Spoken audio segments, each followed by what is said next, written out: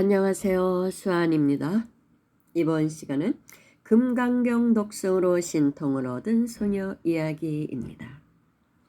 1980년대에 있었던 일이라고 합니다. 중학교 다니는 어린 소녀가 금강경 독송을 해서 통을 한 것이죠. 그래서 대단한 능력을 얻게 됩니다. 그 계기는 어느 날 이 소녀가 엄마의 손을 잡고 평상시 엄마가 다니던 사찰의 큰 스님을 칭견하게 됩니다. 그런데 큰 스님을 칭견한 그 자리에서 이 어린 소녀가 아주 당찬 질문을 드립니다. 스님, 어떻게 사는 것이 잘 사는 것입니까? 그러자 스님께서 너의 마음을 바로 보고 알면 잘 산다. 참 어려운 대답이시죠. 그러자 이 소녀가 어떻게 해야 제 마음을 잘 알 수 있습니까? 이미 스님은 이 소녀의 근기를 알아봤던 것이죠. 대단한 근기라는 것을 알아보신 것입니다. 그래서 이렇게 대답하십니다. 지금 너에게는 조금 어렵겠지만 금강경을 한번 외워봐라. 그러면 내 마음을 잘 알게 될 것이다.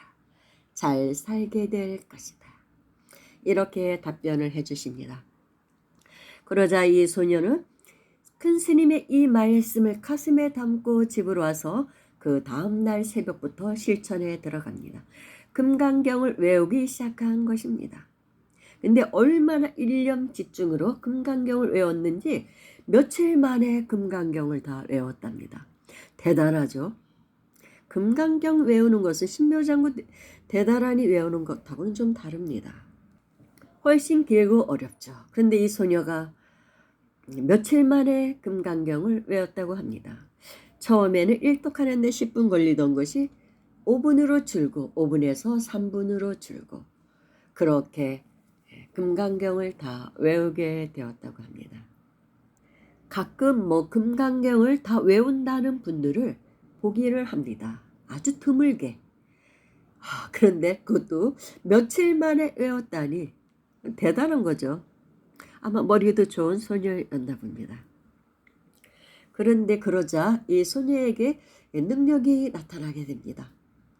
학교에 가서 시험지를 보면 답이 그냥 환하게 드러난대요. 이 답이 뭐지 하고 헤아릴 필요도 없답니다. 그대로 답이 다 떠오른대요. 그러니 시험만 보면 100점, 전교 1등.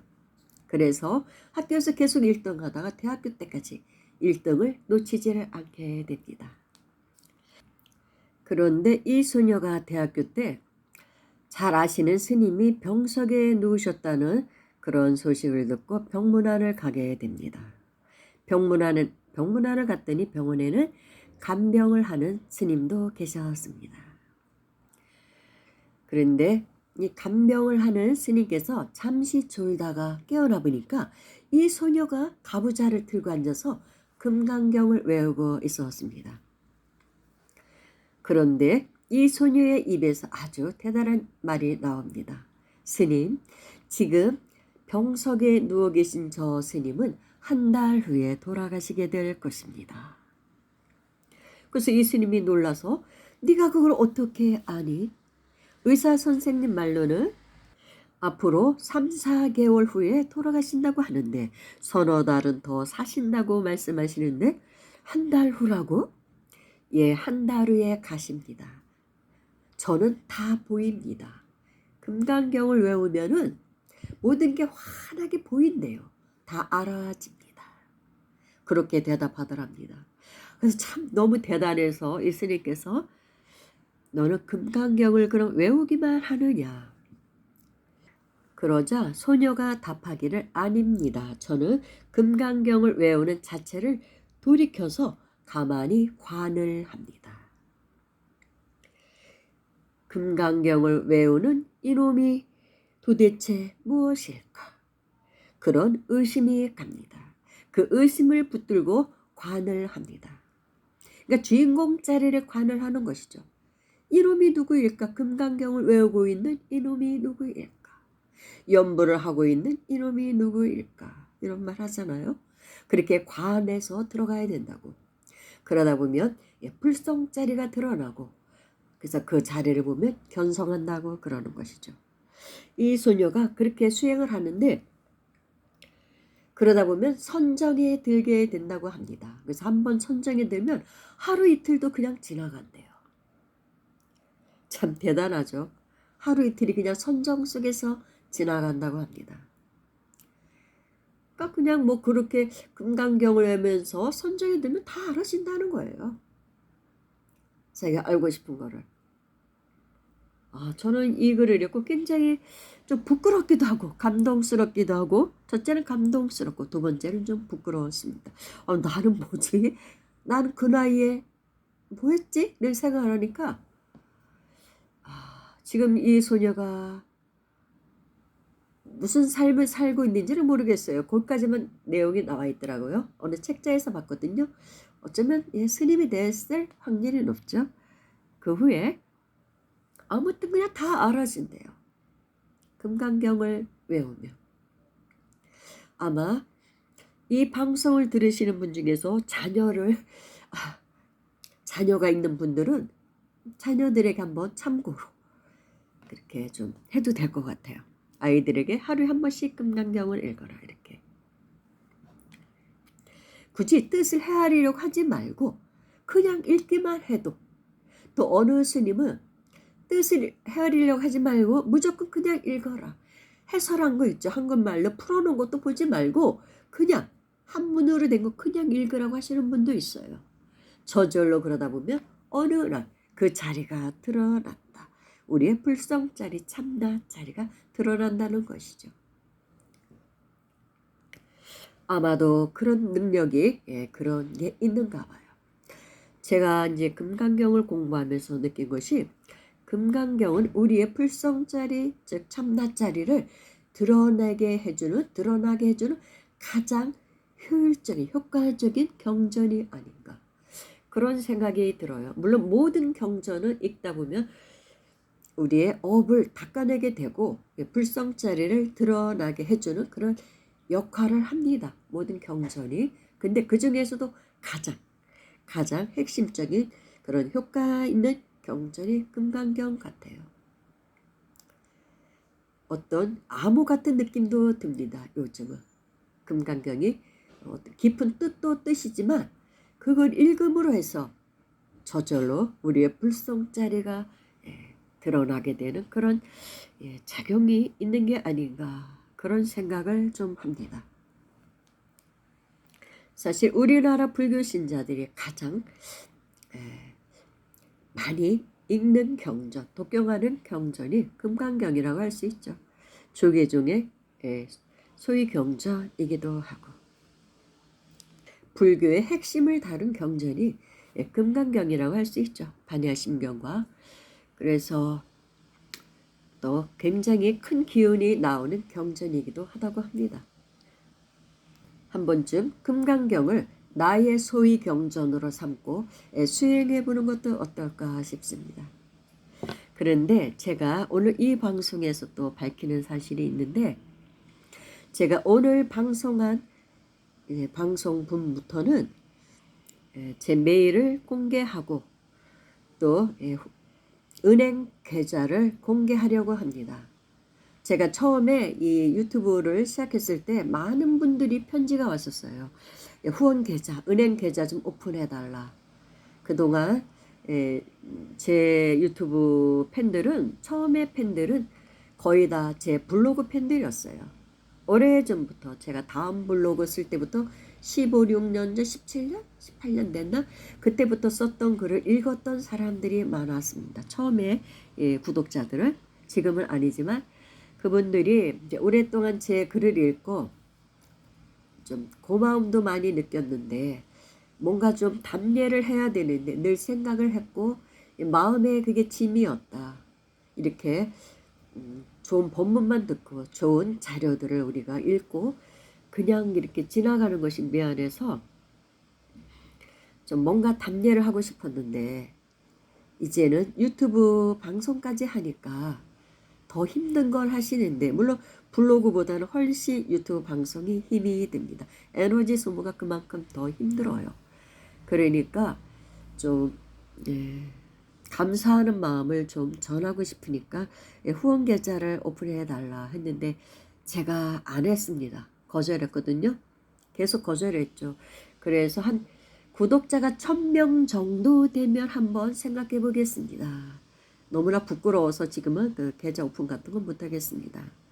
그리고 별로 하고 싶지 않은 일이기도 했고요. 근데 제가 이제 얼마 전부터 지금까지는 계속 간간히 경제 활동을 제가 한 것은 사실입니다. 수행하러 여기저기 돌아다녔지만 무료 봉사로 사찰에서 일도 많이 했지만 또 보시금을 어느 정도 받고 하기도 했습니다. 경제 활동을 좀 하긴 한 것이죠.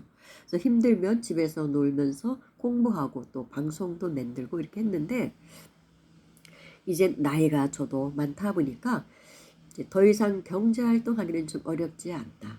첫째, 다리에 문제가 왔어요. 사실은 나이가 먹으면 다 이제 무릎에 무리가 오죠. 그래서 좀 힘들지 않겠나 치료도 이제 받고 있는데 그리고 또 제가 원래 태어날 때부터 심장이 좋질 않아요. 우리의 가족력이기도 합니다. 이제 그런 게 있어요. 아무튼 그래서 더 이상 이렇게 경제활동 하기는 좀 어렵겠다. 그냥 이제는 그만 돌아다니고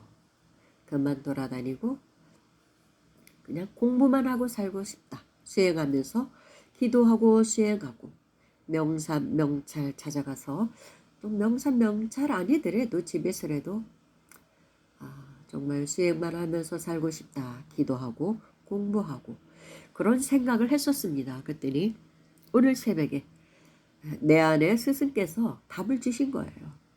이제는 은행 계좌를 오픈할 때가 됐지 않냐. 그래서 제 글을 읽고 또 방송을 듣고 감사하는 마음을 가지신 분들이라면 그리고 저의 방송이 삶에 또 수행에 조금이라도 도움이 됐다고 생각하시는 분들에게는 그것을 이제 저에게 답례할 수 있는 기회를 주는 게 좋지 않겠는가 이런 생각이 이제 온 것이죠. 그런 울림이 왔어요. 새벽에 눈을 딱 떴는데 그래서 내 안의 스승이 그렇게 말씀하시는구나. 그래서 오늘 방송분부터는 밑에다가 이제 제 메일 주소와 계좌를 올려놓게 했습니다. 물론 부담은 갖지 마십시오. 저한테 정말 보답하고 싶다.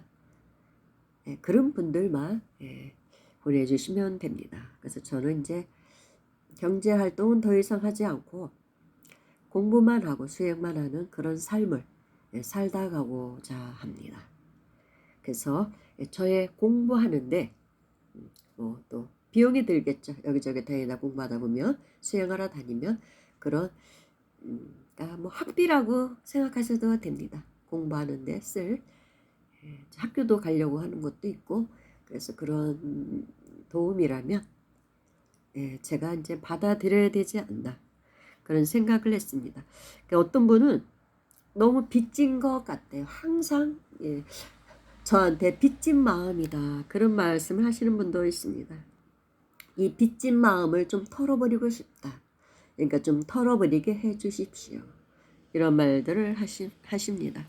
그래서 계속 거절해 왔던 것을 오늘에서 이제 1000명이 넘은 지도 훨씬 됐고 지금 2500명이 넘어갔으니까 이쯤에서는 그리고 방송을 시작한 지도 이제 3년 거의 다 돼갑니다. 내년 2월이면 3년이 됩니다. 그래서 그럴 시점도 되지 않았나. 조금 있으면 저도 나이가 한 살 더 먹고 그래서 그리고 메일을 받는 거에 대한 두려움도 굉장히 많았어요. 솔직히. 공격하는 사람들이 너무 많거든요. 저하고 생각이 다른 사람들이 많죠. 그래서 제가 메일을 열 때마다 이렇게 두려움을 갖고 열어봤어요. 그래서 열기가 막 싫은 적도 많아요. 그래서 한 달 동안 아예 열어보지도 않고 그런 적도 많습니다. 또 무슨 소리를 할까?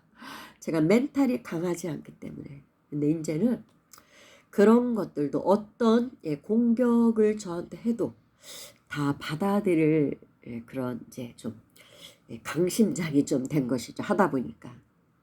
무시해버릴 건 무시해버리고 무시할 건 무시해야죠. 다 받아들일 수는 없죠. 제가 읽고 또 답변할 게 있으면 해야 되고 그래서 공개적으로 이제 다시 메일을 오픈합니다. 그리고 이제 블로그 주소도 오픈을 하는데 아시는 분들은 다 아셔요. 초기에 블로그 팬들은 근데 다음 블로그는 사라졌습니다. 다음에서는 더 이상 블로그 서비스를 안 합니다. 그래서 한 17년, 18년 됐던 블로그가 사라졌어요. 사라졌고 또 굳이 제가 뭐 복사하려고도 안 했고 최근에 몇 년 전에 이제 제가 이 네이버 블로그를 개설했거든요. 그래서 많은 자료는 또 중요한 자료는 제가 비공개 처리를 해서 소장하고 있습니다. 그렇지만 글들은 2022년 1년 그때 거부터 올라와 있을 거예요. 제가 쓴 글은 그렇지만 이제 다른 글들은 또 자료는 전에 것도 있고 그래서 그것도 이제 하나하나 정리를 해서 지금 비공개 처리했던 것들도 이제 오픈할 때가 되지 않았나 다시 뭔가 좀 정비를 해야 될 것 같아요. 그래서 제 블로그 주소도 이제 오픈을 하게 했습니다. 모르시는 분들은 처음 제 구독을 신청한 지 얼마 안 되시는 분들은 저에 대해서 전혀 모르실 것입니다. 그래서 그런 분들에게 이제 오픈을 해서 조금이라도 도움이 됐으면 그렇지만 제 블로그의 내용들은 지금 제가 방송하는 거하고는 상당히 좀 다른 부분도 있고 어려운 부분도 많을 것입니다. 그러니까 모든 종교를 이렇게 다 이렇게 다루고 있기 때문에 저는 공부거리로 제 자료예요. 자료 창고를 개방하는 것이죠. 보실 분들은 보셔라. 여기까지 하겠습니다. 감사합니다.